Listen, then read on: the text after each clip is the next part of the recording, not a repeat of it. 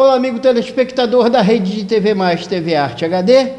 Começa agora mais um plantão de notícias. Meu amigo Antônio Alexandre, em meio à guerra de polêmicas envolvendo as urnas eletrônicas, a missão de observadores estrangeiros deu aval para o sistema eleitoral no país.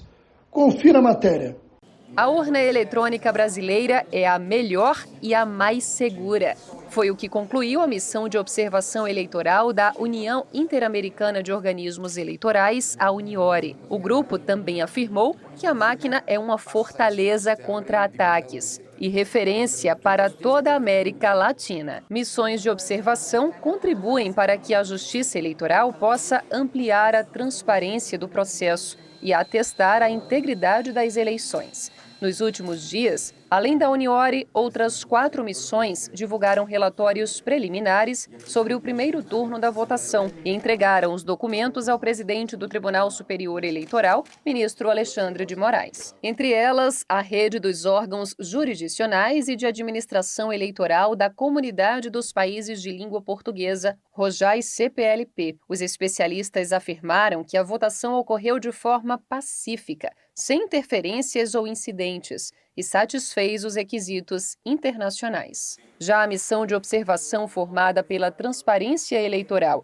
e pela Conferência Americana de Organismos Eleitorais Subnacionais para a Transparência Eleitoral, a CAOeste, pontuou que o processo de votação brasileiro é cívico e democrático. A Organização dos Estados Americanos, OEA, ressaltou que o tribunal desenvolveu uma série de medidas para fortalecer a transparência e a segurança das eleições. O relatório feito pela Missão Eleitoral Internacional do Parlamento do Mercosul enfatizou as ações de combate à desinformação. Por fim, o grupo elogiou a rapidez com que o TSE divulgou os resultados oficiais das eleições e frisou que todo o processo foi organizado de forma profissional e eficiente. Nós temos falado aqui na programação sobre os baixos índices de vacinação contra pólio. E o ministro da Saúde, Marcelo Queiroga, fez pronunciamento alertando os pais da responsabilidade e da necessidade de levarem os filhos aos postos. Confira um trecho do que falou o ministro. Leve seus filhos para a sala de vacinação, porque as vacinas estão lá, esperando para que tenha o seu destino. Qual o destino dessas vacinas? Evitar pólio.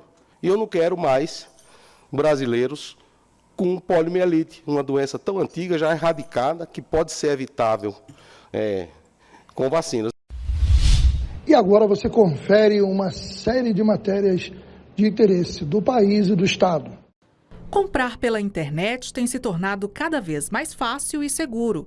E com o mês de novembro se aproximando, já tem gente pesquisando preços para Black Friday, como a Ana Luísa e a Maria Eduarda. Eu tenho uma lista, de coisas que eu quero comprar, então como eu já sei mais ou menos o valor, na Black Friday eu vejo se tá compensando ou não. A minha expectativa para Black Friday esse ano ela tá muito alta, Tanto porque eu vendo e como porque eu também gosto de consumir as coisas. Então eu espero que dê tudo muito certo. Lançada nesta quarta-feira, a campanha Black de Milhões dos Correios prevê um aumento de 8% no envio de encomendas em relação a novembro do ano passado.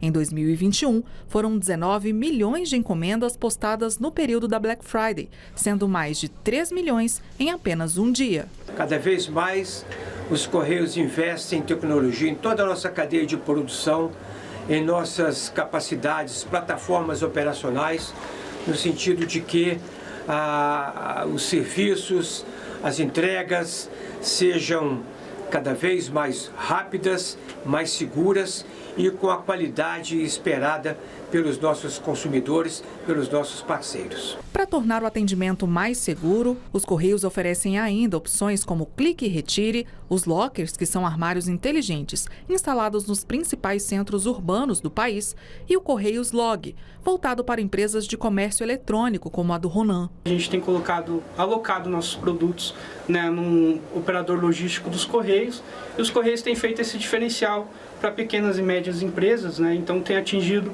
todos os parceiros com essas soluções e para nós tem sido fundamental essa parceria. Falada por mais de 40 mil pessoas, a língua ticuna é usada em materiais didáticos feitos pela Fundação Nacional do Índio, a FUNAI, para povos indígenas que habitam a região amazônica.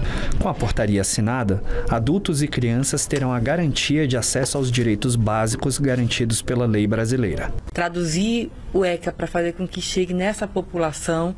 A partir de agora, a gente vai correr contra o tempo. A gente quer que todos saibam que as crianças indígenas também são prioridade, né? Não, todas as crianças são, mas as indígenas agora a gente, vamos dizer assim, uma dívida com essas crianças e a gente precisa correr contra o tempo. Então, na verdade, simboliza que essa proteção agora é real. Criado em 1990, o Estatuto da Criança e do Adolescente é o marco regulatório dos direitos humanos para a população abaixo de 18 anos. Dentre as garantias criadas pelo ECA, o direito à educação, à saúde, ao esporte e ao lazer. Nós vamos trazendo agora a largada do segundo turno das eleições 2022. Emir Laranjeira traz o seu comentário sobre a política nacional. Está começando mais um Bastidores da Notícia e a largada para o segundo turno já começou. Todo mundo correndo atrás dos apoios de governadores, de prefeitos, e o que nós podemos ver nitidamente é a velha política fisiológica, a política da dança das tesouras, voltando toda para o lado do ex-presidiário Luiz Inácio Lula da Silva. Tivemos também uma questão que foi patético. Ciro Gomes, ele mesmo, ele que detonou Lula durante a campanha, falou ladrão, falou tudo que tem direito, botou a cara a tapa para falar e agora vem dizendo num discurso tímido, sem falar o nome do ex-presidiário, que acompanha a decisão do partido PDT em apoiar o descondenado Luiz Inácio Lula da Silva. Ciro Gomes realmente merece o troféu Óleo de Peroba. Não só ele, a Simone Tebet também acaba de declarar o apoio ao ex-presidiário. Eu quero entender o que passa na cabeça dessas pessoas. Eles, durante a campanha, falavam da corrupção, que foi o governo mais corrupto da história, e agora vão caminhar juntos? Como assim? Você consegue entender a que nível chegou a hipocrisia dessa turma, como o Fernando Henrique Cardoso, que acabou de declarar o apoio a Lula? Fernando Henrique Cardoso foi o da dança das tesouras, do derretido PSDB, que o PSDB agora, com o apoio do Rodrigo Garcia ao presidente Jair Bolsonaro, declarado e falou que vai para a rua pedir voto, já houve uma debandada.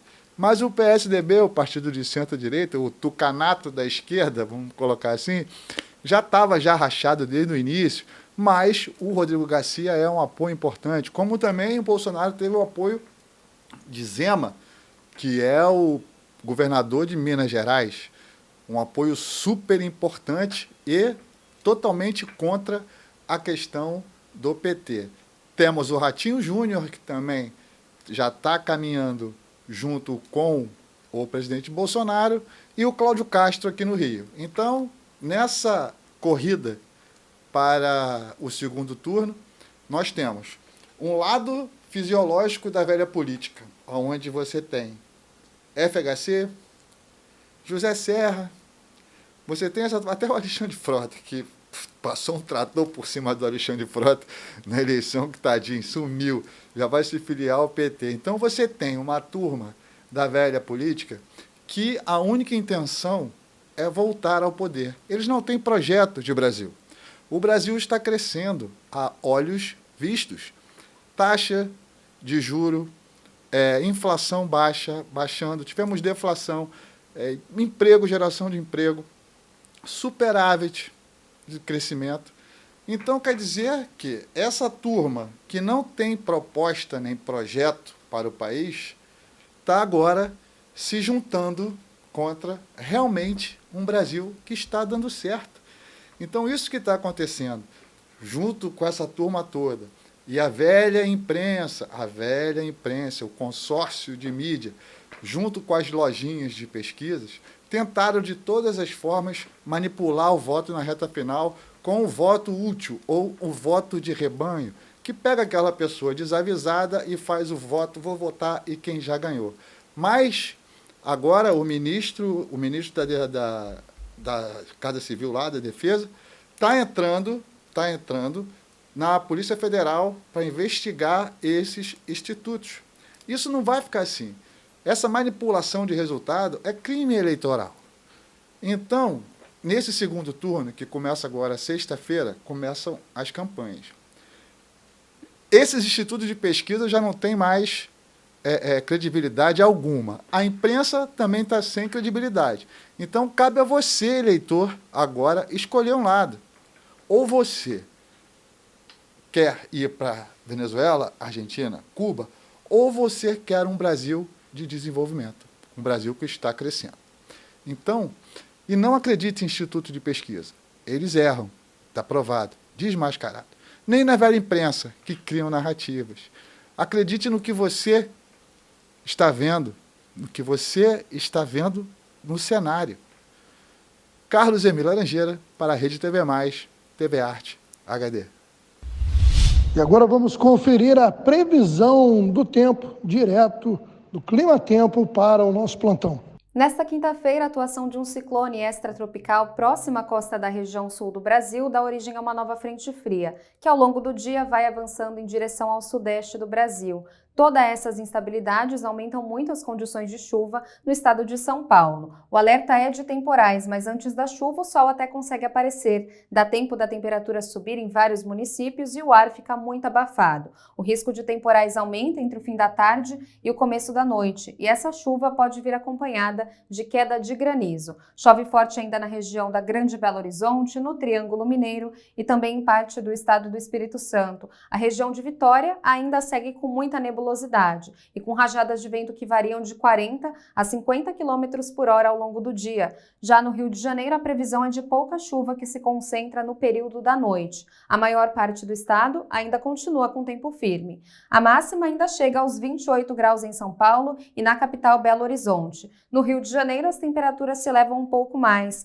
A máxima chega aos 30 graus. E em Vitória, por causa do tempo mais encoberto, as temperaturas não passam dos 27 graus.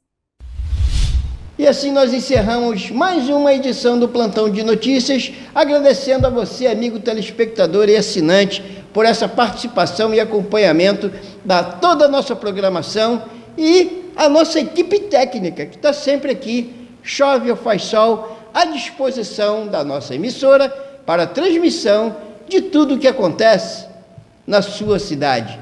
Muito obrigado, um bom final de semana e até a próxima edição.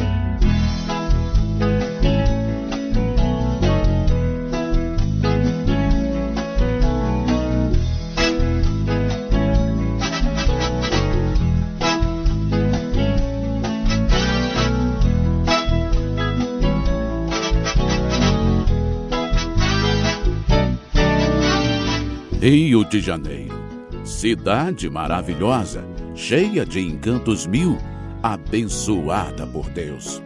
Há 90 anos o Cristo Redentor, de braços abertos sobre nós, renovando todos os dias nossa esperança e nossa fé. Parabéns, Cristo Redentor. Uma homenagem da Rede TV Mais aos 90 anos da imagem do Cristo Redentor.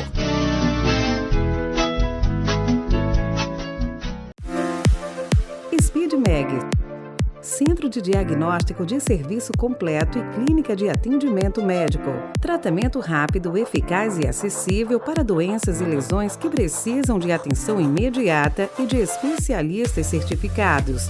Tomografia computadorizada, ressonância magnética, ecocardiograma, eletrocardiograma, mamografia digital, raio-x digital, densitometria óssea, ultrassonografia. Todos os exames com diagnósticos precisos. Faça consulta e exames com segurança. Estrada do Bananal, 1940. Localizado em Guapimirim, região serrana do estado do Rio de Janeiro. Telefone 21-2632-6316. clínica@speedmeg.com.br.